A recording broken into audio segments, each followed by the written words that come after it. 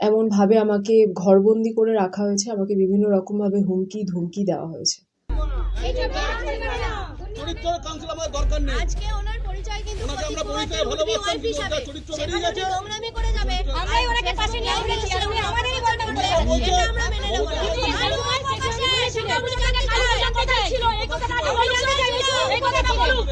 নমস্কার, আমি পাপিয়া হালদার।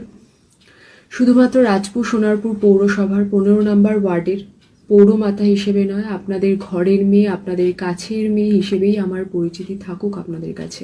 অনেকদিন ধরে সুবিচারের অপেক্ষায় থেকে সমাজের সব থেকে বড় বিচারক আপনারা, অর্থাৎ জনগণের কাছে আজকে ন্যায় বিচার চাইছি। আপনারা জানেন, বিগত 2020 সালের এরই মাঝে প্রতীক কুমার দে আমাকে বিবাহের প্রস্তাব দেন এবং আমি তা প্রত্যাখ্যান করি। কিন্তু তারপর থেকে উনি আরো বিভিন্নভাবে আমাকে অপদস্থ করা শুরু করেন। আমি জানি না যে পৌরমাতা হিসেবে মানুষের কাজ করতে গেলে কোনো নেতৃত্বর সাথে কোনো বিবাহ বন্ধনে আবদ্ধ হওয়া আবশ্যিক কিনা।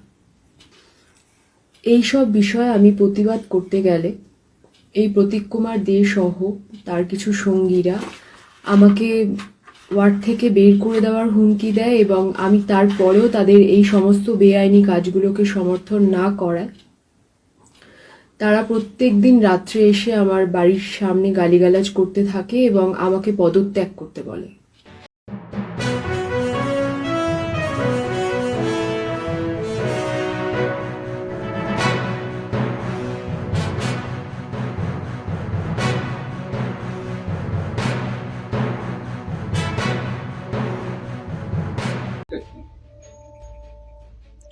আমার এখন এই মুহূর্তে অভিযোগ হচ্ছে যে মানুষ যে কারণে আমাকে আশীর্বাদ করেছে, ভালোবাসা দিয়েছে, তাদের জন্য, তাদের হয়ে কাজ করার জন্য, তাদের জন্য উন্নয়ন করার জন্য, ওয়ার্ডের উন্নয়নের জন্য, সেই সমস্ত কোনো রকম কাজ, এমনকি শুধুমাত্র নাগরিক পরিষেবাটুকু আমি দিতে পারছি না। আমাকে যখন আমি ওয়ার্ড অফিসে, আমার কার্যালয় যেখান থেকে আমি নাগরিক পরিষেবা দিয়ে থাকি সাধারণ মানুষকে, তো সেই পরিষেবাও যখন আমি দিতে যাচ্ছি তখন সেই দরজায় আমার সামনেই তালাচাবি মেরে দেওয়া হচ্ছে এবং বলা হচ্ছে যে তোমাকে বসতে হবে না, তোমাকে পরিষেবা দিতে হবে না।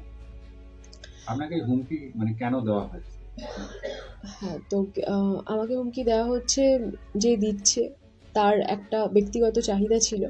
সে তার একটা ব্যক্তিগত চাহিদা ছিল। সে প্রথম থেকেই চারিদিকে তার নিজস্ব স্বার্থ সিদ্ধির জন্য সে চারিদিকে বলে বেরিয়েছিল আমি তার বউ, বিয়ে করা বউ, রেজিস্ট্রি করা বউ, সেটা বলে বেরিয়েছিল, মিথ্যে বলে বেরিয়েছিল। সেটা নিয়ে আমি প্রতিবাদ জানাই। তারপরে যখন বলে যে আমি মানুষের কাছে সেই বিষয়টা ছড়ানো বন্ধ করে দিয়েছি, কিন্তু কাজের সূত্রে যোগাযোগটা অ্যাটলিস্ট থাক, সেই জায়গায় যখন আমি সম্মতি জানাই। বিয়ের প্রস্তাবে রাজি না হওয়াতেই এরকম বিষয়টা ঘটানো হচ্ছে, আমি অন্তত মনে করব তাই। সেটা বাদ দিয়ে, এবং আরও একটা বিষয়, এটা ব্যক্তিগত শুধুমাত্র নয়, আরও একটা বিষয় যেটা আজকের দিনে দাঁড়িয়ে না বললেই নয়, সেটা হচ্ছে যে বিভিন্ন সময় বিভিন্ন মানুষজনের কাছ থেকে বেআইনিভাবে টাকা তোলা বা খাস জমি দখল করে সেটাকে পরবর্তীকালে বিক্রি করা, এই সমস্ত জিনিসগুলো আমি ধরে ফেলি এবং সেই সমস্ত বিষয়বস্তুগুলো নিয়ে প্রতিবাদ জানাই। এবং তারপরে আমাকে টাকা পয়সা দিয়ে মুখ বন্ধ রাখার একটা প্রস্তাবও দেওয়া হয়েছিল, সেটাতে আমি প্রত্যাখ্যান জানাই। সেই সমস্ত তথ্য প্রমাণ আমার কাছে রয়েছে। সেই সমস্ত কিছু করার পরে যখন তাদের কোনো কিছুতে আমি কোনো কিছু সায় দিলাম না, তাদের কোনো রকম প্রস্তাবই আমি মেনে নিলাম না, তখন আমাকে ব্যক্তি আক্রমণ করা শুরু করল।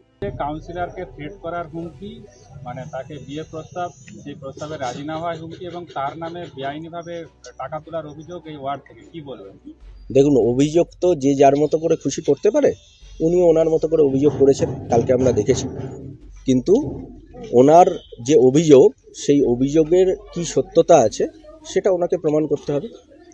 আর উনি অভিযোগ করেছেন, দলের কাছে অভিযোগ করবেন নিশ্চিতভাবেই, বা দলের কাছে অভিযোগ করেছেন, উনি জানিয়েছেন ঊর্ধ্বতন নেতৃত্ব। আমি যতদূর জানি ঊর্ধ্বতন নেতৃত্ব ওনাকে ডেকেছিল, উনি যাননি। তো সেক্ষেত্রে দাঁড়িয়ে দল তদন্ত করুক, দল তদন্ত করে যা সিদ্ধান্ত নেবে।